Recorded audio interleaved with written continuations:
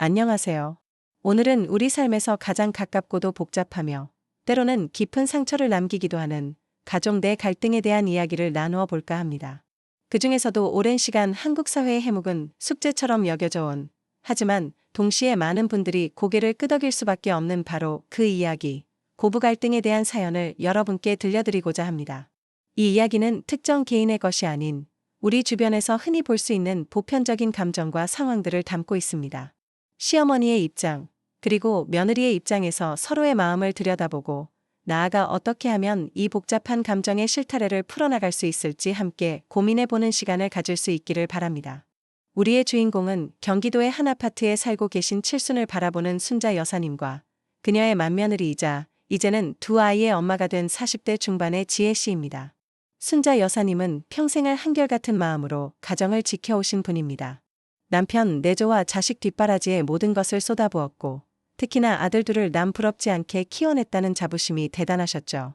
당신 스스로를 전형적인 한국의 어머니상이라고 여기셨고 그 틀 안에서 최선을 다해오셨습니다. 명절이나 집안 대소사가 있을 때면 여사님 댁은 언제나 분주했습니다. 손수 준비하는 음식은 물론 가족들을 챙기는데 한치의 소홀함도 없으셨죠. 며느리 지혜 씨는 늘 이 모든 것을 옆에서 지켜보며 여사님의 살림 솜씨와 헌신적인 모습에 감탄하곤 했습니다. 지혜 씨는 일명 요즘 시대의 며느리였습니다. 결혼 전에는 직장 생활을 하며 자신만의 커리어를 쌓았고 결혼 후에도 잠시 육아 휴직을 했을 뿐 꾸준히 사회생활을 이어갔습니다. 물론 가정에도 충실하려 노력했습니다. 집안일을 효율적으로 처리하는 방법을 끊임없이 고민했고 아이들 교육에도 나름의 철학을 가지고 있었습니다. 시부모님께는 늘 예의를 갖추고 공손하게 대했으며 주말이나 명절이면 빠짐없이 시댁을 방문하여 도리를 다했습니다. 시어머니인 순자 여사님도 며느리 지혜 씨가 착하고 똑똑하다고 생각하셨고 한때는 주변에 자랑도 많이 하셨습니다. 그렇게 시작된 두 사람의 관계는 겉보기에는 아무 문제 없는 평화로운 듯 보였습니다. 하지만 미묘한 균열은 예상치 못한 곳에서 시작되었습니다. 주로 손주들을 보면서였습니다. 순자 여사님은 당신이 아들들을 키울 때의 방식을 그대로 손주들에게도 적용하려 하셨습니다. 아이들이 울면 얼른 안아주어 달래거나 이유식을 직접 입에 넣어주는 것, 밥을 잘 안 먹으면 억지로라도 먹여야 한다는 지론, 조금만 춥게 입어도 감기에 걸릴까 노심초사하는 마음 등이 그랬습니다. 반면 지혜 씨는 아이들의 자율성을 존중하고 스스로 먹고 스스로 탐색하게 두는 자기 주도적 육아를 선호했습니다. 아이가 혼자 울어도 한동안 지켜보며 스스로 감정을 조절하게 하고 옷도 답답하게 입히는 것을 싫어했습니다. 어르신들의 잔소리 아닌 잔소리를 사랑해서 우러나온 것이라고 이해하려 했었지만 때로는 내가 내 자식을 키우는데 왜 간섭하시지 하는 답답함이 목 끝까지 차오르곤 했습니다. 점점 쌓여가는 미묘한 갈등은 생활 전반으로 확장되었습니다. 순자 여사님은 며느리에게 주부라면 응당 이러이러해야 한다는 불문율을 지켜주기를 바랐습니다. 주말 아침에는 며느리가 늦잠을 자는 것보다 일찍 일어나 아침 식사를 준비해 주기를 원했고 김치나 장 담그는 날에는 며느리가 종일 옆에서 일을 거들기를 기대했습니다. 반면 지혜 씨는 명절 음식도 인터넷에서 사 먹는 것이 더 효율적이라 생각했고 친척들 방문 없이 단출하게 지내는 것을 선호했습니다. 그녀는 내 집은 내가 편안하게 쉬고 싶은 공간이었지만 시어머니의 기준은 늘 누군가 언제든 방문해도 부끄럽지 않게 정돈되고 풍성한 공간이었습니다. 이러한 크고 작은 가치관의 차이는 서로에게 서운함이라는 감정을 선물했고 그 서운함은 서로를 이해하려 하지 않는 오해와 불신으로 덧씌워져 갔습니다. 시어머니는 며느리가 자신을 무시한다고 느꼈고 며느리는 시어머니가 자신을 이해해주지 않는다고 생각했습니다. 갈등은 결국 폭발하기 마련입니다. 어느 설날 아침이었습니다. 온 가족이 모인 자리에서 순자 여사님은 평소 지혜 씨가 해오던 행동들을 공개적으로 지적했습니다. 지혜야, 요즘 애들은 너무 스마트폰만 보더라. 그러다 눈 나빠져. 너도 애들하고 같이 좀 놀아줘라. 그리고 며느리 된 도리로 명절 때마다 이렇게 시어머니만 부엌에서 고생하게 두는 게 맞냐는 말을 덧붙였습니다. 지혜 씨는 갑작스러운 공개적인 비난에 얼굴이 붉어졌고 참고 있던 서운함이 터져버렸습니다. 어머니, 제가 아이들 교육에 얼마나 신경 쓰는지 아세요? 그리고 어머니께 명절에 오지 말라고 한 적 없잖아요. 힘드시면 배달 음식을 시키거나 사다 먹으면 되는 거 아니에요? 지혜 씨의 반항적인 태도에 순자 여사님은 더욱 크게 분노하셨습니다. 아들 부부가 함께 있는데도 며느리가 대든다는 생각에 자존심이 상하셨던 것이죠. 내가 널 어떻게 가르쳤는데. 나 때는 시어머니 말씀이라면 하늘 같았어. 언성이 높아지고 분위기는 삽시간에 얼어붙었습니다. 이 모든 상황을 지켜보던 아들이자 남편인 민준 씨는 어쩔 줄 몰라 했습니다. 어머니에게는 불효하는 것 같고 아내에게는 못된 남편 같았습니다.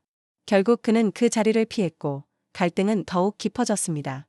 그 후 몇 달간 순자 여사님과 지혜 씨는 서로에게 연락도 하지 않고 심지어 명절에도 만나지 않는 지경에 이르렀습니다. 손주들도 외할머니 댁으로만 가는 시간이 늘었습니다. 행복해야 할 가족 관계는 차가운 대화 단절과 서운함으로 얼룩졌습니다. 두 여인의 마음에 깊은 골이 패였고 그 골은 온 가족에게 영향을 미쳤습니다. 이 관계를 지켜보던 민준 씨는 더 이상 좌시할 수 없다는 생각에 이르렀습니다. 그의 어머니는 깊은 상실감에 빠져 있었고 아내는 고통 속에 힘들어했습니다. 그는 조심스럽게 어머니와 아내에게 각각 찾아갔습니다. 민준 씨는 어머니께 말씀드렸습니다. 엄마, 지혜도 나름대로 노력하는 거 알아요. 요즘 애들은 우리 때랑 방식이 많이 다르잖아요. 엄마가 예전에 저희 키울 때 고생하신 거 알아요. 지혜도 엄마 마음을 모르는 게 아닐 거예요. 하지만 엄마의 표현 방식이 조금 서툴렀던 것 같아요. 지혜도 요즘 많이 힘들대요. 이 말을 들은 순자 여사님은 며느리에 대한 서운함과 함께 아들도 이제 나보다 아내 편이구나 하는 씁쓸함을 느끼셨지만 동시에 내가 너무 시대에 뒤떨어진 생각을 하는 건 아닐까 하는 자성도 시작했습니다. 이어서 민준 씨는 지혜 씨에게도 조심스럽게 말했습니다. 여보, 어머니가 나쁘신 분은 아니잖아. 당신을 미워해서 그러신 게 아니라 어머니 방식대로 애정을 표현하신 걸 거야. 어머니는 늘 본인이 희생해야 좋은 엄마, 좋은 시어머니라고 생각하며 사셨어. 그리고 여보가 그만큼 잘해주지 않으면 당신을 미워한다고 생각할 수도 있어. 한 번쯤 어머니 입장에서 생각해 줄 수 없을까?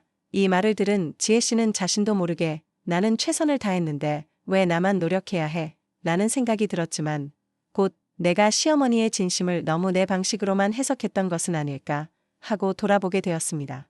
두 여인은 각각 다른 방식과 시간으로 상대방의 입장을 생각하기 시작했습니다. 순자 여사님은 친구들과 이야기하며 요즘 젊은 세대의 육아 방식이나 주부들의 삶에 대해 듣게 되었고 내 잣대로만 며느리를 판단했던 것은 아닐까 하고 깨달았습니다. 며느리 지혜 씨는 시어머니의 헌신적인 삶을 다시 되짚어보며 사랑을 표현하는 방식이 달랐을 뿐 나를 미워해서 그랬던 건 아니었을 거야라고 이해하게 되었습니다. 갈등의 본질은 서로가 가진 다름을 인정하지 못하고 내 방식이 옳다고 주장한 데 있었다는 것을 깨달은 것이죠. 결국 민준 씨의 중재와 두 여인의 깊은 성찰 끝에 세 사람은 다시 마주 앉았습니다. 순자 여사님이 먼저 용기를 내어 입을 열었습니다. 지혜야, 그동안 내가 너한테 너무 많은 것을 바랐나 보다. 옛날 생각만 하고 너를 힘들게 한 건 아닌지 뒤늦게 후회가 된다. 내 방식대로 편하게 해도 괜찮다. 그 말에 지혜 씨는 눈물을 글썽이며 시어머니의 손을 잡았습니다. 어머니, 제가 너무 제 입장만 생각했던 것 같아요. 어머니의 사랑을 제가 못 알아본 것 같아서 죄송해요. 앞으로는 제가 먼저 어머니께 다가갈게요. 깊은 오해의 골은 진심 어린 대화와 사과 한마디로 조금씩 메워져 갔습니다. 고부관계는 남이었던 두 여인이 한 남자를 중심으로 가족이 되는 복잡하고 섬세한 관계입니다. 여기에는 세대가 다르고 살아온 환경이 다르며 사고방식과 가치관마저 다른 두 사람이 만나 가족이라는 이름으로 연결되면서 겪는 수많은 시행착착오가 존재합니다. 순자 여사님처럼 어머님 세대에는 자식이 잘 되기 위해 모든 것을 희생하는 것이 부모의 도리였고 며느리는 시어머니의 그림자처럼 존재하며 순종하는 것이 미덕이라고 여겨졌습니다. 하지만 지혜 씨처럼 젊은 세대는 개인의 행복과 자율성을 중요시하며 10월들을 넘어선 나만의 삶을 추구합니다. 따라서 고부 갈등을 현명하게 풀어나가기 위해서는 몇 가지 중요한 자세가 필요합니다. 첫째, 다름을 인정하고 존중하는 것입니다. 나의 방식이 옳고 상대방의 방식이 틀리다고 단정하기보다 서로 다른 방식으로 살아왔음을 인정하는 데서부터 시작해야 합니다. 둘째, 소통하되 감정적 싸움은 피하는 것입니다. 상대방을 비난하거나 가르치려 들기보다는 나의 생각과 감정을 차분하게 전달하고 상대방의 이야기를 경청하는 노력이 필요합니다. 셋째, 남편이자 아들인 민준 씨의 현명한 중재 역할이 매우 중요합니다. 한쪽 편을 들기보다는 양쪽의 입장을 이해하고 각자의 감정을 전달하는 다리 역할을 해야 합니다. 마지막으로 서로에게 기대치를 낮추는 것이 중요합니다. 완벽한 시어머니, 완벽한 며느리가 되려 하기보다 서로의 부족함을 인정하고 작은 노력에도 감사하는 마음을 가지는 것이 필요합니다. 고부 갈등은 단번에 해결되는 문제가 아닙니다. 꾸준한 노력과 이해, 그리고 서로에 대한 사랑과 존중이 필요한 과정입니다. 하지만 이 과정을 통해 우리는 더욱 성숙한 가족 관계를 만들어 나갈 수 있습니다.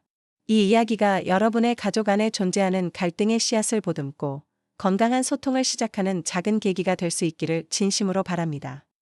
오늘 이야기는 여기까지입니다. 감사합니다.